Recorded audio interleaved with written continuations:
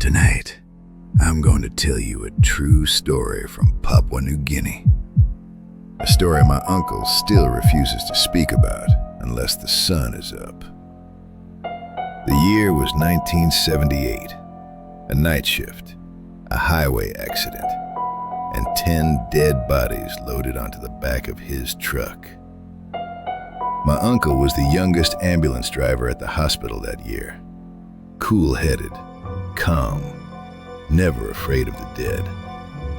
But that night, every ambulance was responding to emergencies.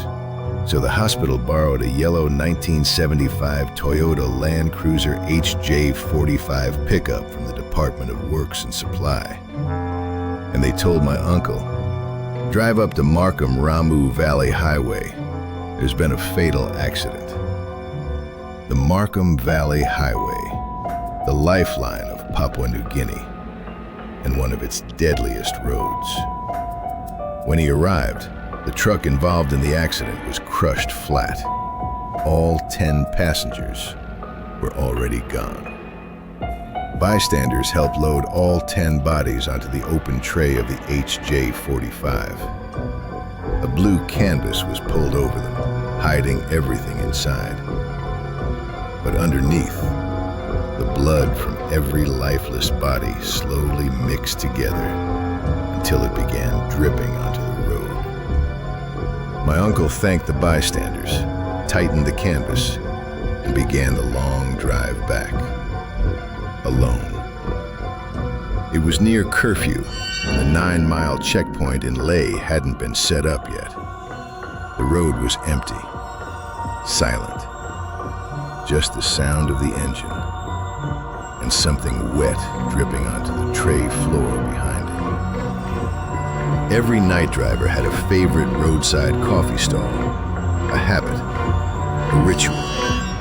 He parked far from the lights, far enough not to frighten anyone, and walked over for a cup of hot coffee.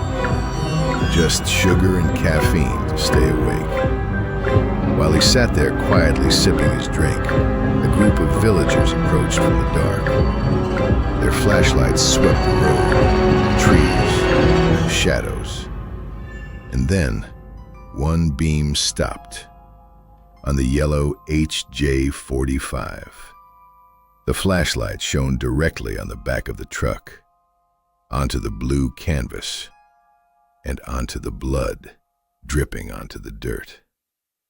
Curious, one of them walked closer. He lifted the edge of the canvas and froze. Then he screamed. "Ah! Who's driving the Works and Supply Land Cruiser? There are dead bodies behind this truck!" People scattered. Drivers ran. Some fell over themselves trying to get away. No one wanted to be near that truck. My uncle didn't even finish his coffee. He just started the engine and drove into the night. By the time he reached the 9-mile police checkpoint, it was already past midnight. A police officer stopped him, glaring.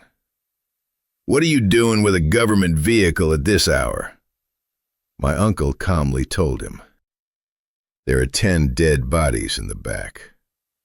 The officer stepped backward instantly, hands raised, voice shaking. "Just go. Go now. Get that thing away from here." The bodies were placed in the morgue as soon as he arrived.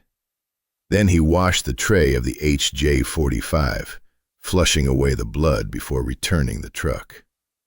He handed the keys to the person in charge and walked home in silence.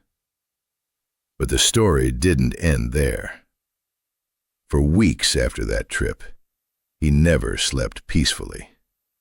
Some nights he heard footsteps outside his window. Other nights he saw shadows sitting beneath the trees, not moving, not speaking, just watching. He said they looked like silhouettes of the men he carried that night. Their bodies still, their faces dark, their clothes torn, and all of them staring at him.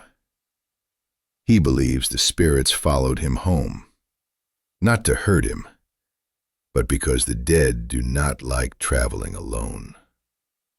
This story is real, and it happened in 1978 on the Markham-Ramu Valley Highway, behind the tray of a yellow 1975 Land Cruiser HJ45.